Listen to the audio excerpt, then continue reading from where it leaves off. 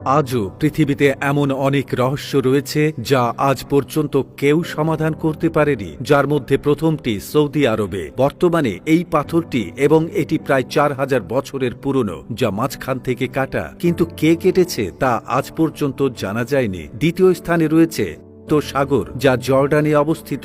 সবচেয়ে গুরুত্বপূর্ণ বিষয় হল যে কেউ চাইলেও এতে ডুবতে পারবে না। আরও কি, এর জলে এত লবণ রয়েছে যে একটি জলজ প্রাণীও এতে পাওয়া যায় না। বিশ্বের অন্যতম রহস্যময় স্থাপনা হল মিশরের পিরামিড, যা বহু বছর ধরে পর্যটকদের আকর্ষণের কেন্দ্রবিন্দু হয়ে রয়েছে। এই পিরামিডগুলি প্রায় 4000 বছর আগে তৈরি করা হয়েছিল, যার ভেতরে এখনো অনেক রহস্য লুকিয়ে আছে। এমতাবস্থায় প্রশ্ন জাগে, কারা এটি নির্মাণ করেছে? তাই আমরা আপনাকে বলি যে এটি মিশরীয় শাসক খুফুর চতুর্থ বংশধর তার সমাধি হিসেবে প্রায় 560 খ্রিস্টপূর্বাব্দে তৈরি করেছিলেন, যা তৈরি করতে প্রায় 23 বছর লেগেছিল। বন্ধুরা, পাহাড় ভাঙার সবচেয়ে সহজ উপায় হল সেখানে গর্ত করা, দ্রবণ করা এবং পূরণ করা। এই পদ্ধতিটি বেশ সহজ, কিন্তু এতে একটি বড় সমস্যা রয়েছে। আসলে পাহাড়ের আশেপাশে বসবাসকারী মানুষদের ব্যাপক সমস্যার সম্মুখীন হতে হয়, কারণ এটি করতে গিয়ে প্রচুর ধুলাবালিও ওড়ে এবং শব্দও বেশি হয়।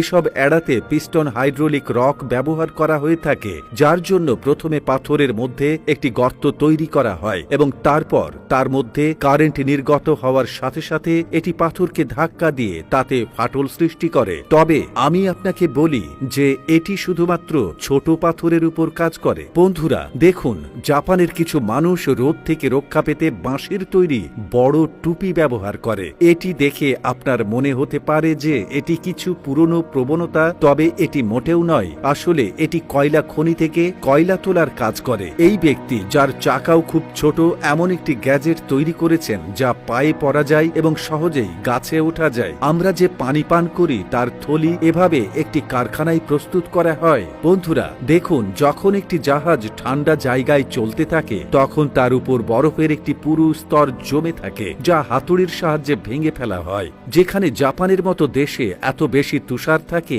যে বরফ জমে থাকে বাড়ির ড্রেনেজ পাইপে, তাই এখানকার মানুষ ড্রেনেজ পাইপের পরিবর্তে রেইন চেন ব্যবহার করে। প্রকৃতপক্ষে কিছু এলাকায় এটি এত ঠান্ডা যে আপনি যদি বাতাসে গরম জল ছুঁড়ে ফেলেন তবে তা অবিলম্বে বরফে পরিণত হবে। বন্ধুরা, চীনা কৃষকরা তাদের ক্ষেতে সার প্রয়োগ করতে ড্রোন ব্যবহার করে, যার জন্য প্রথমে ড্রোনটিতে সার দেয়া হয়, তারপর রিমোটের সাহায্যে সেগুলোকে ক্ষেতের ওপর দিয়ে উড়িয়ে দেওয়া হয়, যা পুরো জমিতে সার প্রয়োগ করে। আরও কি, চীনের মানুষ তাদের ক্ষেত চাষের জন্য রোবট ব্যবহার করে এবং রোবট ফসল কাটার কাজও করে। এমনকি পশুদের খাওয়ানোর জন্যও এখানে রোবটই রাখা হয়েছে।